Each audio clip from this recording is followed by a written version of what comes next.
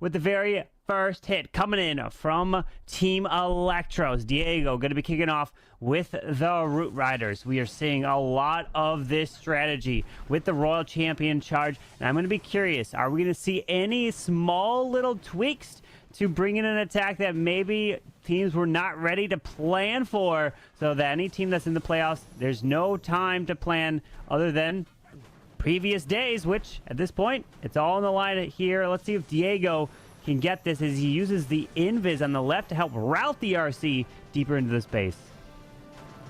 Yeah, and so far the value looks amazing. I mean, take a look at that. Already taken down the Monolith and as well the new defense.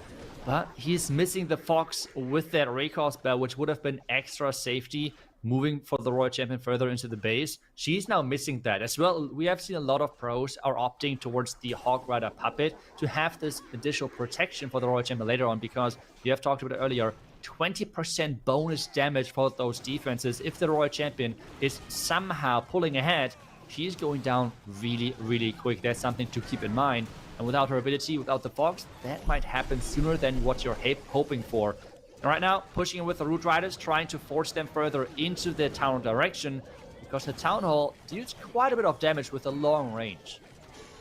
Yeah, that long range of the Town Hall, you have to watch out. And you talked about yesterday of why you want to put that Town Hall kind of in towards the core is to take advantage of the distance that the Town Hall can shoot with all the damage. Yes, it doesn't explode because that trap, if you're wondering, at Town 17, the Giga Bomb off to the left by that Inferno Tower. No more does that Town Hall explode, but it's in a version of a trap that you can plan for, but it does a lot of damage as he tries to continue towards this top side, finding a bunch of giant bombs. This Overgrowth just wearing off, pairs in the invis. We have the King and Queen ability with just a few spells left.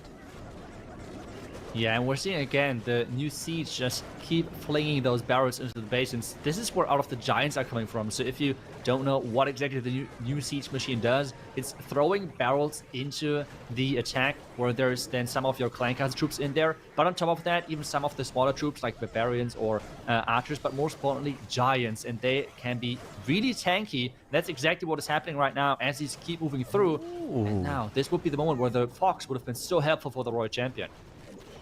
Would have been here, but we still have 30 seconds. Queen ability is going to go off. A Tesla farms here. There's some healers coming through. Wall break to try to provide some distraction here. Hits the defenses. We're at 20 seconds with one super barb left, and he drops it. Can't do anything but watch. And Diego, what a way to start this off for Team ELEKTROS. A 3-star against Ghost and HTM eSports. And that is a big game plan with collecting the first 3 stars so early on. But it depends as well on the first sector of HTM, because if they can follow and answer with a 3-star on their own, this entire match would then look different. But with a 2-star, this would be a solid game plan for Team ELEKTROS. And HTM with Max is starting things off with the Fireball as he's moving into the Town Hall part. And take a look at that, the Town Hall deals quite a bit of damage. Yeah, with that Warden continuing, it does hit the Town Hall, which also secures the Clan Castle, poison Spell Tower, and wow, that Town Hall went down fast. Invis for this Grand Warden, so the defense stops hitting, especially that Ground Expo. So now he's going to move in here with these Root Riders to help assist to push his way into the core. Queen, no, Queen, you got to come back. Queen, where are you going? Oh, you need those healers on your Root Riders to have any chance. Yeah, like Root Riders are really strong and really tanky, but without the hit point recovery of the healers, they are going down really, really quick.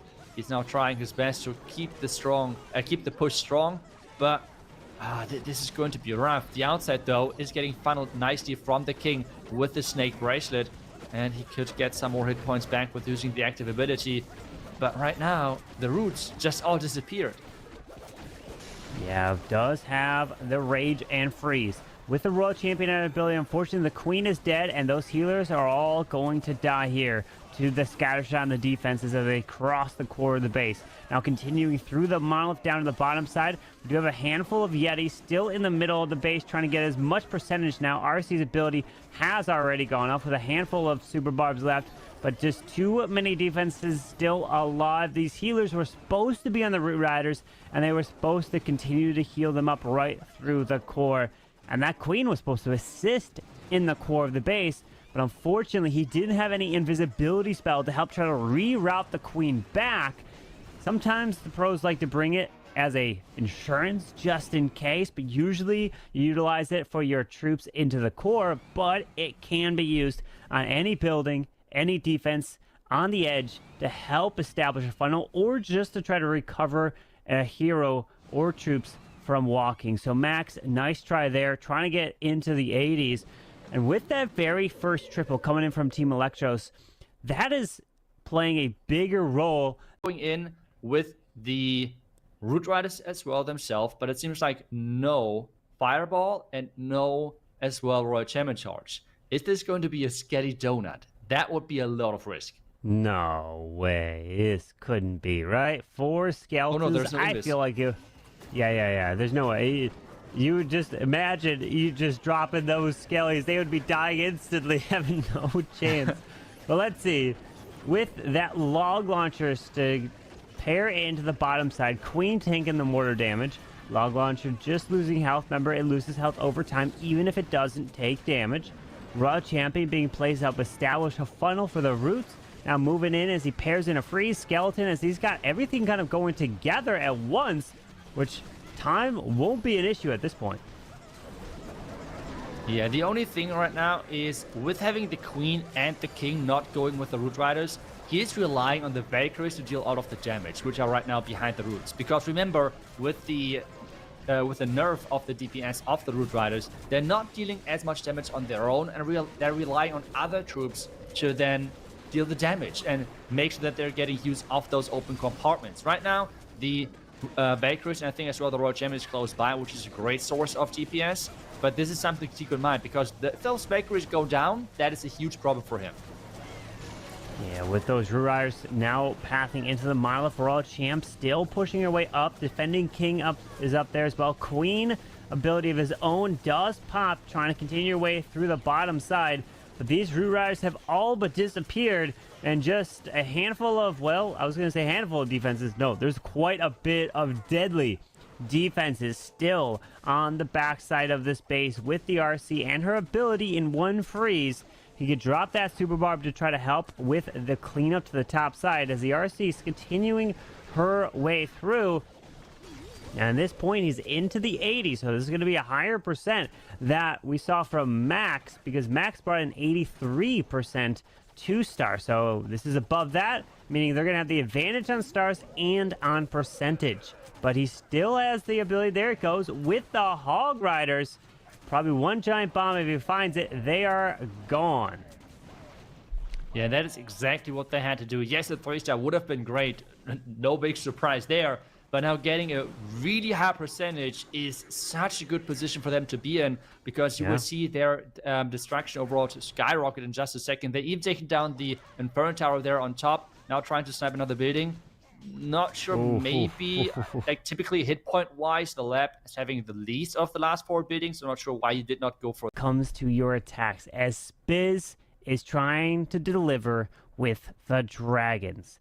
Has 12 invisibility spells, starts off with that Royal Champion. He does have that Stone Slammer selected. Yeah, and he's bringing the haste vial to speed things up a little bit, because remember, if you're investing so many invisibility spells, that takes quite a lot of time to get through. And with increasing the DPS with the haste vial, not just the active ability, but as well the passive bonus stats for the Royal Champion, you're just increasing the time which then have later on for the dragons, which is really, really crucial moving forward in those attacks. We have now the beginning. He already took down, I think it was like 3 key defenses around this bottom side, which means like 2 merged defenses and as well the new merged tower. So a lot of damage already removed from this base. As he's just keep moving forward with his invis spells. Another one, and now for the town hall. that is a really good looking start for him. Yeah, with that RC taking this Town Hall down, doesn't have to worry about any of those Town Hall shots hitting the Royal Champion. Not planning to recall her, just going to let her die off. And there we go. The bottom side, including the Town Hall, all down with a Stone Slammer to come into the left. Baby Dragon as well to move into that compartment. And then he can help set that funnel up for the Dragons. Coming up straight to the top with the... I believe, yep, that's the Warden to move in with these Dragons. A Minion Prince and a Warden ability will be able to help protect this whole area and every single one of these Dragons. Yeah, most of those Dragons caught inside that Warden ability, making sure that the push is looking strong. The King with the Angry Jelly now getting pushed in here to really force the Dragons further inside the core of the space. But this is typically where all of those traps are. This is typically where all of the Black Mines, Red Mines, everything are located. He's going against the Sweeper as well. And those single front towers without freezes are just frying those Dragons. And there is no way to get through all of this. The Dragons are just going down. Minion Prince with this ability might have a chance of like doing some more damage. But 3 stars seems right now to be impossible. Yeah, with the singles up, it just roasted the Dragons, picked them off one by one, deciding not to bring his Archer Queen. Went with the Minion Prince, the King, Warden, and Royal Champion. We're seeing that a couple times now in a handful of attacks where not bringing the Queen whatsoever. I believe the only hero that anyone has decided to always bring is always the Warden. You just can never give up on that Warden Eternal Tome. It's just so valuable. But maybe one day we start to see that the Warden is going to be set to the side if the Queen and the King, they find out some version of an attack that works, but I just can't see. Again, we have to be careful now with the Warden. Unfortunately, she has lost in both of her attacks yesterday. The Warden ability early on. One Super Witch attack with the Eternal Tome, lost during the Warden charge, and one Fireball going to the outside. So hopefully she can keep that Warden protected and make sure that the Fireball is going exactly where she wants it to go. Yeah, with a handful of balloons to the left to set up the funnel onto the Archer Tower. Warden is safe into this Ground Expo. Do have a Wizard Tower off to the right, trying to use these balloons onto the mortar. And it does go down. Okay, and a couple rock balloons off to the left. The Tesla is standing over there. Hopefully she does see that. Gonna have to go to the... Okay, no, does not go into the Wizard Tower next. Where is this Fireball going to land? Another rock balloon for the Tesla. She saw that. Great job. Now stepping in and continuing to push this Warden through to the core. Only has 4 invis to try to route that Fireball into the middle. Probably to hit that multi and then take out the Clan Castle. Yeah, multi, I mean, or maybe the Rage poison, Tower though. might be a good location. Oh, the multi, is it? Okay. Turn it invisible. Okay, nice. Really nice invisibility to keep the Warden safe. This looks like a really nice opening. You need... oh, there goes the freeze. Nice job there. Question now, though, is where are the follow-up troops coming in from? Luring the Warden, actually. Freezing the defending Minion Prince. So a lot of things are going on, but so far she's doing a beautiful job of actually keeping that Warden safe. Yeah, she knows that she wants that Rage Gem of the Warden. It makes a difference in your attack, investing the spells to especially protect that ability. But we do have that Flame Flinger opening up with the Yetis. Headhunter trying to remove the defensive King, or doing as much as possible to lower his HP so that his heroes can... Her heroes can move into the Town Hall, eventually get to the Spitter on the backside, and then make her way towards the Scatter Shot with a multi over there. And these defenses are pretty spread out. So with 12 Rocket Loons, you know, these heroes aren't taking too much damage right as she fights all those Seeking Air Mines with the healers. Now Rocket Loons can slowly trickle in as these heroes continue to push through. Yeah, and that's exactly what we said. Those Warden charges are perfect for high percentage attacks because remember, you can just snipe those outside buildings and then collect the percentage behind that. They are doing exactly what is needed to do to win this match. The strategy at the same time still has a good and solid chance of 3-starring, but just the strategy that is having always a really high percentage if you keep your Warden alive. And this right now is getting closer to the 80%, and with so many buildings on the outside being unprotected, this should get close to 90%, which means another attack, which is above the average of what HTM eSports was able to do so far. With 5 seconds left, these minions are converging to help take out the buildings. 90% has been reached, and you called it. Going for a fireball into rocket loose to go for the percentage now. Don't necessarily impressive to pull off. And if you have on top of the 11 stars an average of maybe 90% with the destruction, this is in most cases forcing the other team to go for 12 stars, which is really, really hard to pull off. HTM now, they need to do that, and they keep going with their heavy pushes, which have solid chances of 3-starring, but if something is going wrong in the core, the entire outside is still left alive, and the percentage is then on the lower side, what we have seen so far from them. But they have to take the risk, because we have talked about it earlier, they need to 3-star now 2 out of their 3 remaining attacks. With that Warden continuing to grab this left side, bomb tower goes down. Bye-bye Angry Jelly from the enemy Queen. We do have a little bit of a funnel that was set to the top side by the defensive King, with 4 Root Riders and 5 Valkyries to be able to push through with that troop launcher selected. Queen is down. I'm going to look to pull this Warden and continue with the main portion of this attack. The Ice Golem's down, Root Riders, Druids, and we're going to see a handful, or well, I was going to say a handful of balloons. He only has 1 left, so hopefully we have maybe a few balloons inside that troop launcher, because you don't want your healers to get picked off from the traps. Yeah, if the healers are going down, this is pretty much your attack is over in this in those setup of matches. Right now it seems like he has some Ice Golems in there. There's the 1 loon flying by. So do we see another loon popping up? So far it seems like to be another Yeti, I think, in there. No loons so far. Maybe now, nope, no loons really popping out, which means there is no loon in there, which is a big surprise. Yeah, with that Warden ability, really protects a lot of his troops. Those wall breakers getting launched from that troop launcher, opening up some of the walls. Giants coming back around. The Giants actually can trigger that Giga Bomb if enough of them get on the space. Oh, they're getting picked off, so they don't have the troop capacity to activate the Giga Bomb, but the healers do, so it triggers that with the Queen and Royal Champion ability still from the bottom side, and there you go with that RC. Now the Rocket Spear getting the shots off, trying to get the Valley down south. We lose some healers. Does have his King to the top, but he's stuck inside that wall. And now Queen has her ability to try to continue through to that monolith as the RC comes back to life with that Phoenix.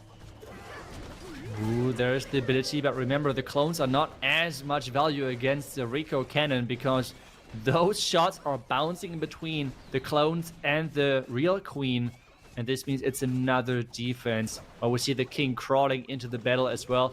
This animation is just so cool. I would love to have more animations like that for like future skins. Like having the King crawling around everything is just so funny. Now I can imagine a King that goes underground. That's my other idea, you know? An underground King like Esports, which will end up being Crispy and Ghost. They will have to deliver. But now Loop is up. He is going with some Fireball. Well, yep, there it is. You're right. Fireball, Rocket Loons. But we have the healers that are going to be placed on this Warden. You got to place that Warden now. But Loop, he is, unfortunately, 0-15 in the entire World's warm-up. Not a single triple, but that's not his focus right now. He's probably just trying to go for as high a percentage as possible to really put the pressure on HTM eSports. Yeah, I feel like the threshold right now, what he's aiming for is like, again, 85 to 90%. This would be for sure in the range of putting even more pressure on HTM. And at this point, with their first 3 attacks already done on the other side, this is exactly then where they should be really forced of having to 3-star both of the last attack if Team ELEKTROS is not doing a 1-star attack or anything like that. Fireball into the core, that's exactly what we're looking for, taking down a part of the core, and now just leaving the rest of the core alive, just like the Inferno Tower, the Poison Tower. You don't care about those. They're covering nothing you're going for at the moment. Instead, just blimping the Town Hall, getting the save for a star, while the Warden with the heroes is then going for the pretty much rest. And this is something now with which they're starting to do, is having the Warden getting lured into the heroes, which sometimes results into like time fails, power fails if you're going for 3 stars. But this right now is not the goal for the attackers of Team ELEKTROS. They're really trying to maximize the percentage, and I think for that this approach is perfect. Yeah, with the king still has ability, queen as well. She's going to path around to the right side, and the ice combs are going to be quite annoying, though, slowing this queen down, but will path off to the right as the king's going to lead the charge with 2 invis and the Royal Champion still to be deployed. Now sends her in. Looks like from the top side, still has her ability with just 4 rocket loons left. Trying to parry in the baby dragon off to the right as the queen and warden are together. Moving in with that warden rage gem. But that RC is getting some nice value to the top as she'll eventually make her way and join in with these heroes towards the core. Yeah, I feel like the Royal Gem would have been maybe nicer for the percentage game on the far left side, because if you take down this Archer Tower, which I think can be seen behind the chat button on the left side, if you take that out, and you can just deploy minions behind it. So maybe he should already start that, take down the Archer Tower, start with the minions, so time is not going to be an issue in the end, because it's only 30 seconds left, and that's exactly what he's trying to do right now, take down the Archer Tower. Behind that, we have a cannon, we have a ground expo, which is not that crucial for that. Maybe he's even able to push through and get the 3-star, because those rocket loons, there's not many defenses which can do anything about it. Only time is maybe the biggest factor. Yeah, that warden and the rage gem headhunters will help take out the defensive king.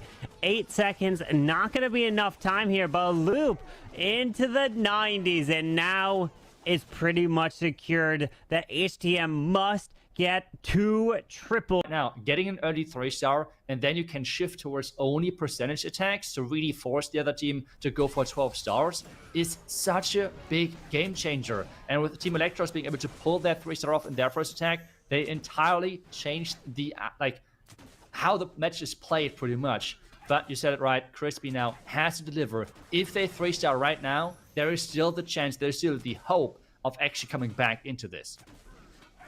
And that means Ghost would also have to triple, because there's no way they come back on the percentage at this point unless the final attacker, which is Amu Allen from Team ELEKTROS, gets a 1-star. He's definitely not going to be having a plan that goes risky.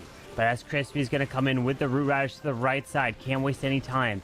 Valkyries following right in behind, Minion Prince as well. Queen is making her way up to the top, pushing into that poison spell, which gets launched, and the Giga Bomb is there. So he's popping that Warden Internal Tome quite early as he's going to make his way through the enemy queen. The Spitter over there, Ice Golem placed to the top, and no king in this attack since the Minion Prince is being used to push through the core.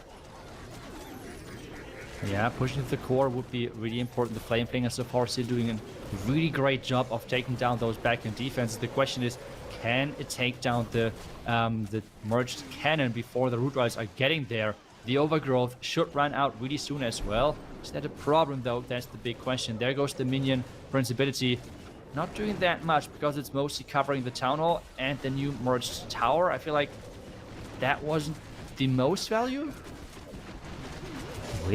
Yeah, well, that's what I was questioning in towards the top side, because remember, the Town Hall doesn't explode, so you don't have to worry about any explosion there. More or less, it's the high damaging defenses that you want to focus on trying to slow down. But the Minion Prince, he will come back to life with that Phoenix, clearing a bit of the core. Got just over a minute left because he started these Root Riders pretty early. He's going to have time, but this Queen is unfortunately going to die off as these healers need to continue to stay up and keep these Root Riders protected. But no more Warden, no more Queen means that it's going to be just way too difficult for these Root Riders to continue to push through, since they won't actually target those ground skeletons either unless the Flame Flinger takes it out with the Fire Spirits. But these Root Riders are dying off, and just few Yetis left for Crispy. Yeah, and it just feels like the damage is missing if you don't have anything behind the Root Riders. They're a great tank, they're great for utility of opening up the compartments, but without anything behind, like a hero, a Valkyrie, anything behind them, they are such a useless troop because they have so little DPS, and this is why you need to combine them with other troops to make them shine and to make them look so strong, which they are for sure for the teams using the correct combination behind them. But with this 2-star attack, at this point, HTM needs a 1-star from Team ELEKTROS, and now it's... But unfortunately, today just might not be their day. If Amu Island gets that 2-star here, let's see, because the highest percent that HTM could get is an 87.6%. If they triple, but that means that Team ELEKTROS has to get, well, 50% would just be under that mark. So if you get the 50% too, it's not enough percent, okay? So it still has to be above that. But he wants to try to still get as high a percent as possible, as the Raw Champion is also making her way straight on through the top, going invis, as she's going to charge through with a lot more invisibility spells. Yeah, and I think he will go for the channel with this charge, but remember at the same time as well, I'm Your Lin had a lot of 1-stars over this competition. I think like 4 1-stars or something based on the average stats which he had. That is quite a bit, and right now he's skipping the wrong defenses. The channel has to go down, and okay, the Royal Champ has survived. We can relax again. The channel is going down, so the first star is secured, and hopefully then, why is he using the rage now after the, I'm confused, but this means now that first star is secured, and the Dragons then can hopefully finish as many percentage as possible. All he needs is that 58% 2-star to secure the victory for Team ELEKTROS. As the Dragons balloons are down, pops that Warden ability to protect as many balloons as possible so they can get out in front of these Dragons and pull some traps. As the Dragons continue to push in, does have the Minion Prince ability. He's approaching it. He's going to hit 58, and there you go. Team ELEKTROS will be victorious no matter what Ghost does in his final attack for HTM eSports. As the Dragons are continuing around, there's a good chance that he could actually 3-star this, because the Dragons are moving together into this air defense. The Minion Prince does not have a Phoenix there, so he's gonna have to worry about that new defense and the air defense, which is the biggest threat. Yeah, the new defense is getting taken care of. The air defense, though, staying alive a little bit longer, while the King is distracting the top Dragons. The bottom side is just slowly going down, with the air defense not getting targeted, everything flying around it. And this means the 3-star might be out of reach, but still a solid percentage. And I think this means that the lowest percentage for Team ELEKTROS was like 90%, one of the Rocket Loon Fireball charges. So that is a really, really impressive stat line. 11 stars, 90 plus 90% average destruction. That is really, really strong. Very strong performance from Team ELEKTROS. They came prepared, got that triple to start this match, and then changed the game plan and went for the percentage and delivered on that. And they will be victorious. But we still have one more attack to see from Ghost of HTM eSports. So that is a big prize they are fighting for. But Ghost and HTM, they can't take that home. But what he can take home is a little bit of a pride if he gets that 3-star. Yeah, and the strategy for that is going to be, again, with the Fireball. He wants to take down that Town Hall early on. Since he's using 4 Earthquakes, I assume it's going to be with the combination of the Giant Arrow for the Town Hall. Or do you think he's going to invest the entire Warden walk to get the Town Hall itself? Since the pathing in there seems not as easy since there are no buildings, right? So why should the Warden actually target the Town Hall itself? Well, let's see. With the Fireball locking onto the Town Hall, Earthquakes, and the Town Hall is going down to that Queen. This Arrow doesn't have to worry about the Warden moving in. But he did almost lose the healers there to that air defense to the left. Yeah, he lost a few healers, 2 on the right, 1 on the left, which means at this point he has 5 healers alive, while 1 healer, though, being a non-max healer from the equipment of the Archer Queen. He's now having the King with the Siege Barracks trying to have the funnel in from the right side, which means everything is supposed to push into the scatter, but the funnel on the right side has to be quick enough to make this work. With the Wizards on the outside, the funnel, though, should be quite quick. There is a Black Mine, nicely tanked with the Test Loon. The Giga Bomb is going off, but there is no Warden Ability left anymore, so he is relying on the healers to keep everything alive. Yeah, making this push in. These healers need to transfer to the Root Riders, healing them up. Valkyrie's King ability coming off to the right side, moving into this mile. The Poison gets launched as he's trying to converge it all towards this left with that RC ability still intact with a Rage and 2 more freezes. Yeah, the push with the healers. The core still looking good. The outside is just so strong with the Siege Barracks and all of the Wizards around, but the Multi-Tower might just pick them off depending on how the targeting looks like. The core Still has some Root Riders left alive, but is this going to be enough to finish this off with the Royal Champion and Queen trying to join up? It's about the spells. Got to use that freeze, trying to keep the troops alive. Pekka, their Royal Champ's ability is going to go off. There we go. We have the Hogs finding a tornado trap, trying to get that multi-target Inferno down, but the Ricochet Cannon is going to pick these Hog Riders off very quickly, and these heroes are dying so fast in the end. And it always seems like when it's in hard mode, like it's like, oh, it has a chance, and then all of a sudden, everything just disappears like they just fell through a sinkhole trap or something, you know? It's just gone. And unfortunately, Ghost is not able to get that 3-star, and HTM does not deliver the triple in the end, and it's all 2 stars. And it was Diego that started this match off with the 3-star that set the tone. And HTM, unfortunately, will be the winner of this match, but they still have many more matches to play to try to make it to the grand finals and force a bracket reset.